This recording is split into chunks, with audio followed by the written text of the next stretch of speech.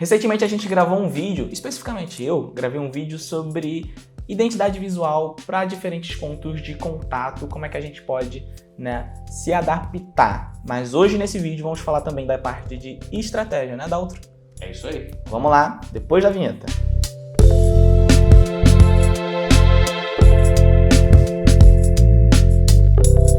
Seja bem-vindo a mais um vídeo aqui no canal da Salsi, eu sou Diro Soares.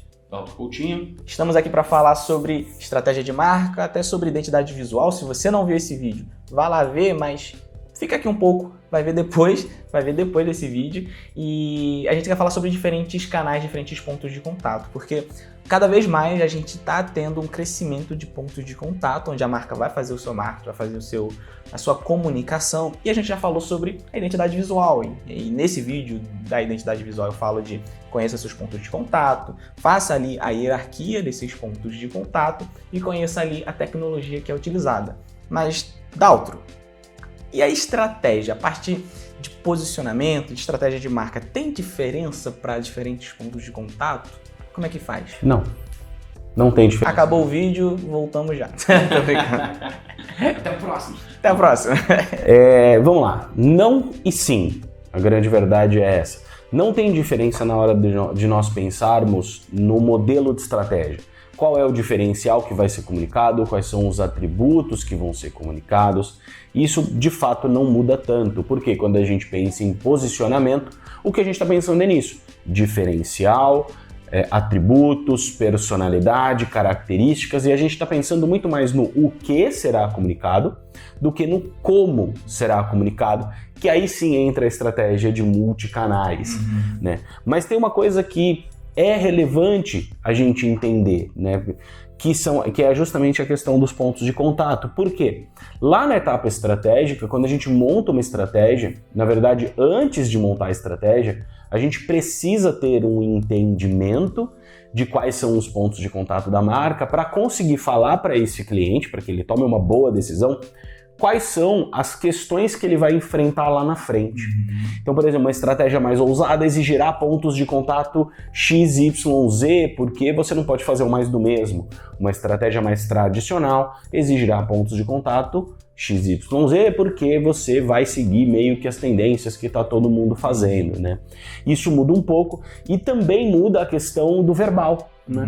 Porque, por exemplo, vamos supor, a minha marca, o principal canal de contato, o ponto de contato dela com o seu cliente é a arquitetura. Certo. Eu preciso investir tanto em identidade verbal? Não. Porque a identidade verbal não é tão relevante dentro desse universo.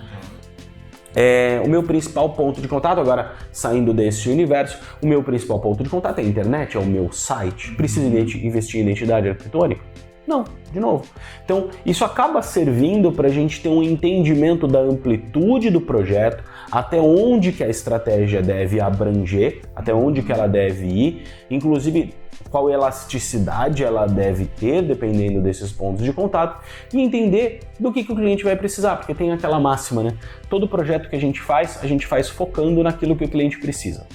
Então, por exemplo, a gente tem um cliente agora atual, que é a Connect Vida, que quando você vê esse vídeo, a marca já vai estar lançada, então eu posso falar desse cliente já, que os pontos de contato dele são todos digitais. Exatamente. Não, todos não, mas 95% são digitais. A gente tem ali a questão do stand. Aquela questão da hierarquia dos pontos de contato que a gente falou. Exatamente. Então ali eu tenho que pensar, eu tenho que considerar na estratégia verbal e na estratégia global, né, na parte estratégica do projeto, que essa marca, quais são os pontos de contato que ela vai ter para se comunicar, para eu entender como que eu vou estruturar essa comunicação.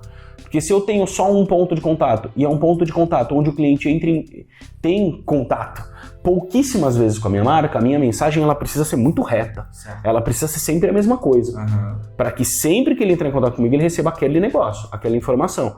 Agora, se eu tenho muitos pontos de contatos, a minha mensagem, ainda que ela precise ser focada, ela pode ter uma hierarquia com outros tipos de mensagem que em cada momento eu vou escolhendo onde eu vou comunicando o quê.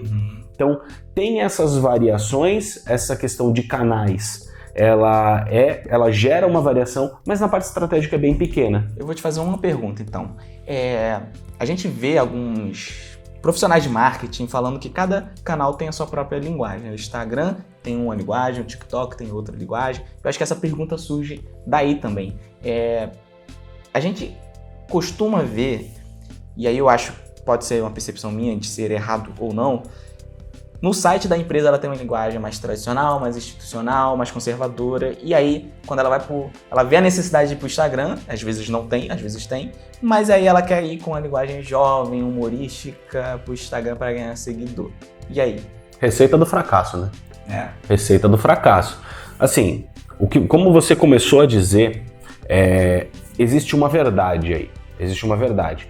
Cada ambiente tem a sua linguagem. É a mesma coisa que você pensar nós enquanto pessoas.